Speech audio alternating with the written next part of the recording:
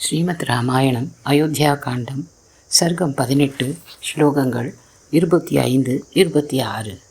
தரித்தும் சம்ஸ்ருதி சரித்தும் சரிதம் பரிதன்யதே நகிஞ்சிதபி துரிதம் புனரங்குரிதம் வரத திஷஸ்வ ஈக்ஷிதம் கிருபாபரிதம். தரித்தும் சம்ஸ்ருதி சரித்தும் சரிதம் ந.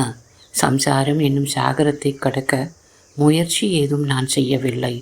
துரிதம் பாபம் புனரங்குரிதம் முளைத்து விட்டதே என் மனத்தில், என்ன செய்ய? பக்தி என்னும் பயிர் வளர்க்காமல் இருந்த என் மனம் புல் பூண்டுகளால் நிரம்பிவிட்டதே. ஈக்ஷிதம் கிருபாபரிதம். உன்னுடைய கருணை நிரம்பிய கிருபாபரிதம் பார்வையை என் மேல் விழும்படி செய்வாய். திஷஸ்வ ஈக்ஷிதம். இது ஸ்ரவண ஆனந்தம் என்னும் அரசாணிபாலை வெங்கடாத்வரியால் இயற்றப்பட்ட நூலில் உள்ள வரிகள். பாபம் நிறைந்த மனது, பின் எண்ணங்கள், அதனை ஒட்டி செயல்கள் இருந்தாலும், பரமாத்மாவை அவனது நாமமிட்டு தெரியாமல் அழைத்தாலும் இரக்கம் மிகுந்து சூழ்நிலையை சமாளிக்கச் செய்வான். கைகேயின் எண்ணமெல்லாம் ராமனை பற்றித்தான். நல்ல நினைப்பு இல்லை.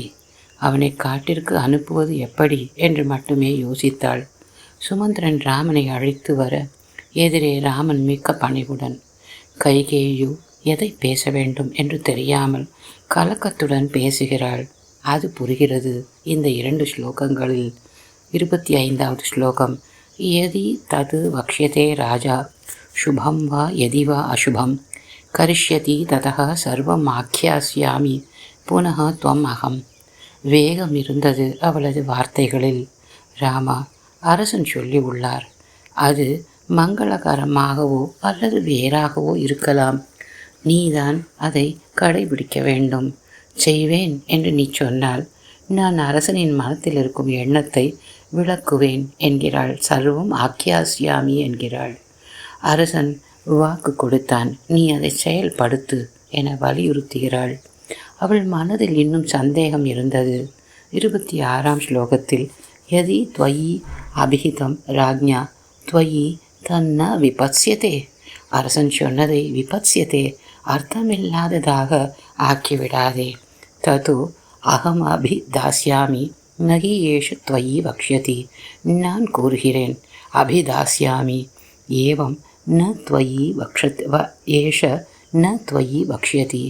உனக்கு பிரியமில்லாததனால் அவர் வாயிலிருந்து வெளிவராது இந்த வார்த்தைகள். இது மகேஷ தீர்த்தர் என்னும் இராமாயண வியாக்கியான கர்த்தா எழுதும் அர்த்தம். நான் வரம் வாங்கி உள்ளேன். கொடுத்தது அரசன். எப்பொழுதோ கொடுத்தான். கடைபிடிக்க வேண்டியவனோ நீதான். மாறுதலாக எதையும் சிந்தித்து விடாதே ராமா என உறுதியாக கூறுகிறாள். சித்தம் கலம்பும் வார்த்தைகள். ஆனால் ராமனுக்கு அவை தந்தை சத்தியம் தர்மம் மீறாதவர் என புகழ் தரும் வாக்கு. தந்தை முக்கியம், அதைவிட அவர் செய்த சத்தியம் முக்கியம். இதுவே ராமாயணம். குருஜி பட்டம்மாவிற்கு நமஸ்காரம். குருஜி வேதாந்தத்திற்கு நமஸ்காரம். பிரியமுடன் சந்திரா.